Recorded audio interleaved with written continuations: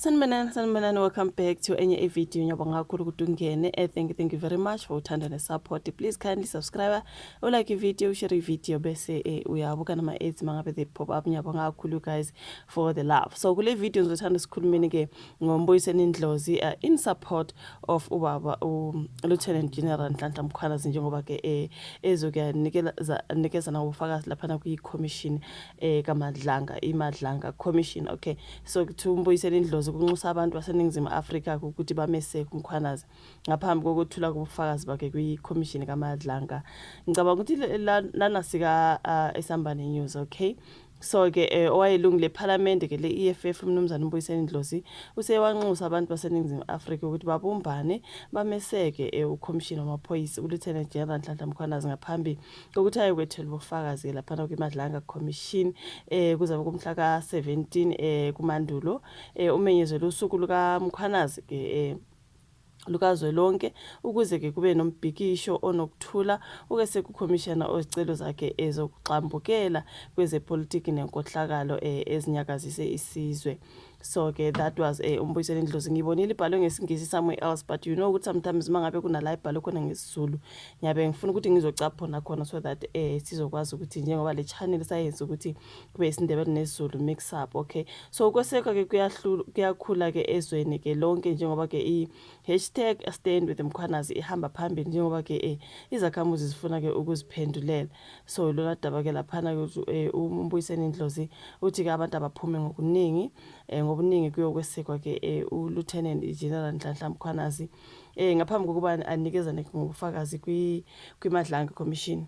Kanti ke la ibhala khona ngesingisi bebethi khona Ndlozi calls for national rally behind Mkhwanazi ahead of the Madlanga Commission testimony. The former EFF MP and current Power FM host Mbuyiseni Ndlozi has called on South Africans to unite in support of KwaZulu-Natal Police Commissioner Lieutenant General Nhlanhla Mkhwanazi as he prepares to testify before Madlanga Commissioner. Declaring September 17 National Mkhwanazi Day, Ndlozi urged the citizens to participate in a peaceful demonstration backing the commissioner whose allegations of political interference and corruption in the police service have dominated the headlines since July. Mkhwanazi's claims made in a dramatic July press briefing implicated senior politicians, police officials and business figures in protecting criminal syndicates, prompting President Cyril Ramaphosa to suspend Police Minister Usenzo Mchunu and appoint retired Justice Mbuyiseni Madlanga to lead this inquiry.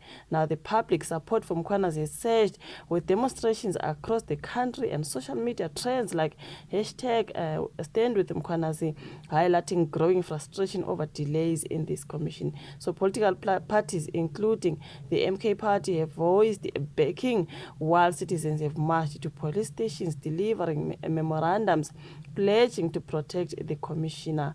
So as Mkhwanazi's testimony approaches, the nation watches closely, signaling a critical moment in South Africa's battle against corruption. These are the people now. Mbuyiseni Ndlozi saying, let us stand behind Mkhwanazi, but we support you. They tried to give you lemons.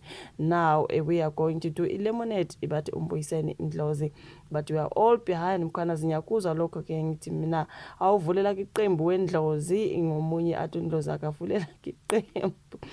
So khona uthi Julius Malema calls for General Mkhwanazi's ahead, General Mkhwanazi's head, while the masses call to defend him.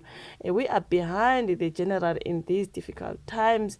Mkhwanazi for minister, these are the comments underneath abantu kebeti. We are 100% behind Mkhwanazi. So we support Mkhwanazi. We don't need Ndlozi, please. Aibongo munye ke lapha nethi why let him just go and speak the truth most.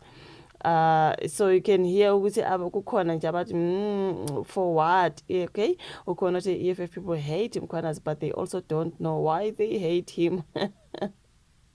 Malema criticize Mkhwanazi and Ndlozi support Mkhwanazi. Between Malema and Ndlozi, one is allegedly not real. Angazi ukuthi kubani ke so angazi bafethu as uNdlozi is saying let us rally behind General Nhlanhla Mkhwanazi. A lot of people are saying of course we are 100% behind Ubaba Mkhwanazi. So angazi khona bathi why ungahlangani noShivambu. Oh Nkosi, is that really a good idea though? Ukhona we are choosing sides already. We are declaring the general the Messiah. What happens if he is also found wanting on some of his claims? Then we must say he is framed because he is a holy cow. Why can't the process be allowed to unfold? Tampering with it already, ukhona ongavuma ukuthi why nisimele simvikele, what if naye kuzoba khona la nephutha khona. So now he started to see the light. I see but uNdlozi, so kukhona kodwa bathi why Ndlozi ungahlangani noShivambu. Hayibo Nkosi yami, Ndlozi is tasting the ground using General Mkhwanazi as he joined his new political party. Ngempela new party loading, everyone want to be president of their small parties. That is the truth. Hey, everyone just want to be the president of something. He will be disappointed. Ramaphosa will postpone the proceedings again. Hey, I see a lot happening when it comes to this. General Nhlanhla Mkhwanazi testifying. As they are saying, Babu Begicele, he was summoned to come and testify. Manje ke uthuli kuthe do akasho Babu Cele ukuthi whether he's gonna come testify or not. At least as for Babu Mkhwanazi uyasho ukuthi hayibo ngizoba available ngosuku olungaka. Okwamanje noma Julius Malema ethi buya uzo testify. If we will come and drag you, we don't have to beg you. You must, if we summon you, you must come.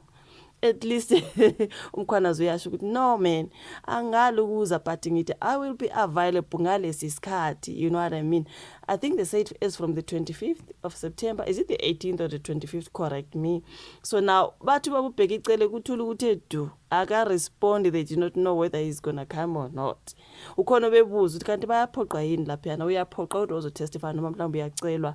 Uma ungafuni kwenziwa njani, nami lapho anginalo lwazi guys. I'm still finding out ukuthi ongafuni ukutestify yena bathini ngayo. You know what I mean? So uNdlozi uthi hayibo, let us rally behind Mkhwanazi. You guys uzoya testify. Let us have that peaceful rally and support the General Nhlanhla Mkhwanazi as he is going to be to testify. Angas. Unfortunately, EFF folds, including the leader, doesn't understand accountability in their small brand. Malema can't be wrong, and even if he is flip-flopping. Good evening. Actually, you guys, I'm reading it here, right? Under the MTN news post. Good evening, you guys. Guys, 100% behind Mkhwanazi as Malema sound like he's dragging him. Good. Was ngengane. uNdlozi uthi let us support him. Okay, kukhona abathi noma nephutha sekumele manje thina sithi hey hayi ngeke bamqambela amanga, mhlambe khona la nephutha khona, that's why ngathi udonsele emva. Maningi ama comments, imbono yabantu miningi iyashayisana. So hayi angazi ushivola ka comment section, ulike ivideo, subscribe, share, bese siyabonana kwezayo. Bye.